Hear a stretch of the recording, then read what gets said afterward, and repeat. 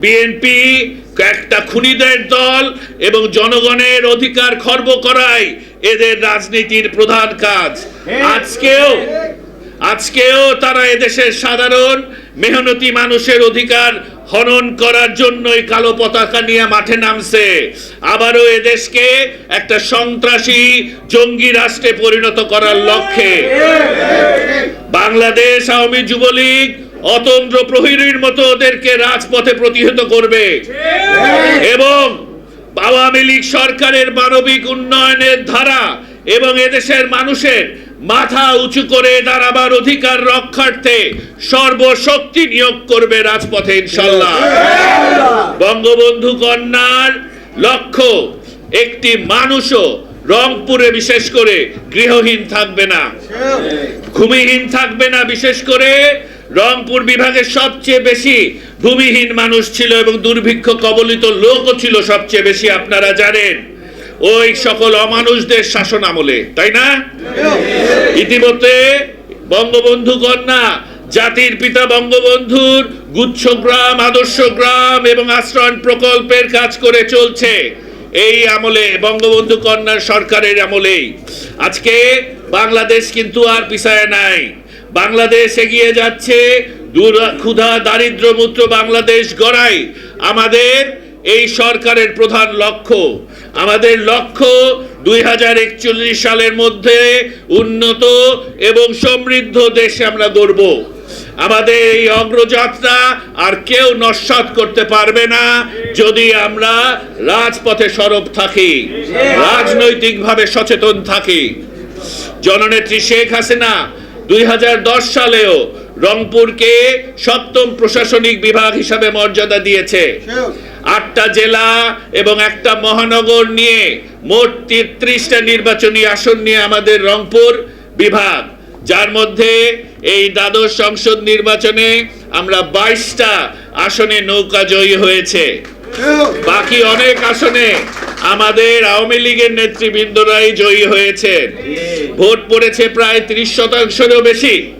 সংশ্লিষ্ট সকলকে এই ফলাফলের জন্য আমি অভিনন্দন জানাই এবং সাধুবাদ জানাই। রংপুরকে বিভাগকে একসময় বলা হইতো মঙ্গা কবলিত এবং পশ্চাৎপদ এলাকা, কিন্তু গত 15 বছরে সেই অবস্থার পরিবর্তন হয়েছে, যুগান্তকারী পরিবর্তন হয়েছে। 2008 সালের নির্বাচনী প্রচারণায় রংপুর উন্নয়নের দায়িত্ব নেয়ার ঘোষণা দিয়েছিলেন মাননীয় প্রধানমন্ত্রী। রংপুর বিভাগ এখন খাদ্য শস্যের উদ্বৃত্ত একটা অঞ্চল।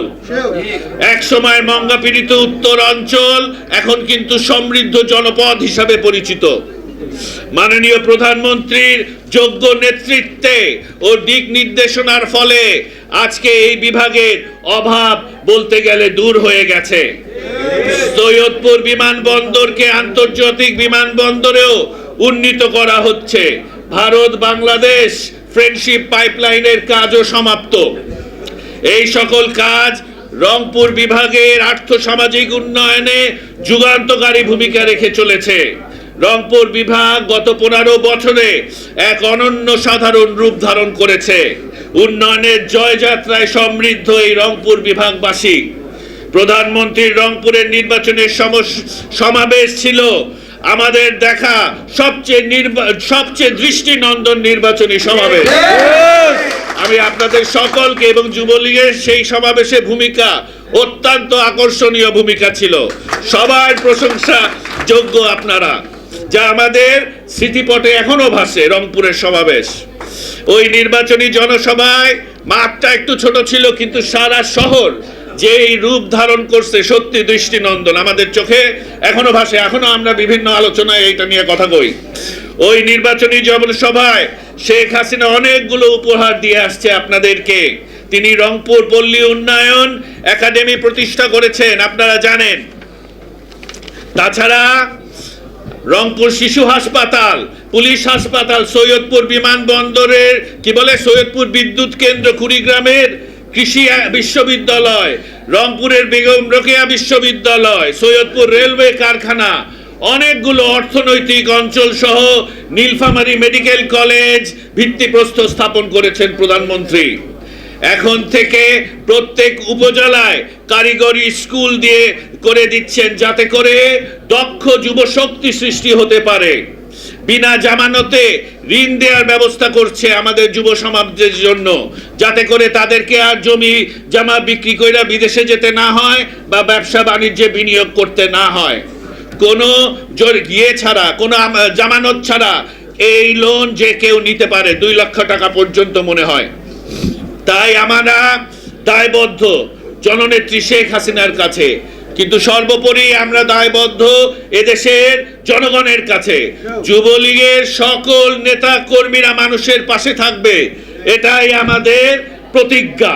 প্রতিটি মানুষের জীবনের জন্য উন্নতি হয়, প্রতিটি ছেলে মেয়েরা লেখাপড়া শিখে মানুষ হয়, ভবিষ্যৎ প্রজন্ম যেন সুন্দরভাবে বাঁচতে পারে, উন্নত জীবন পায়, সেটা কিন্তু আমাদেরকেই নিশ্চিত করতে হবে। একটা ন্যায়পরায়ণ সমাজ ব্যবস্থা প্রতিষ্ঠার মাধ্যমে স্বাধীনতা বিরোধী শক্তিকে প্রতিহত করে মাধ্যমে আমাদের নতুন প্রজন্ম গণমানুষের ন্যায্য অধিকার সংরক্ষণে বিপ্লবী ভূমিকা রাখবে, এটাই আমাদের শপথ।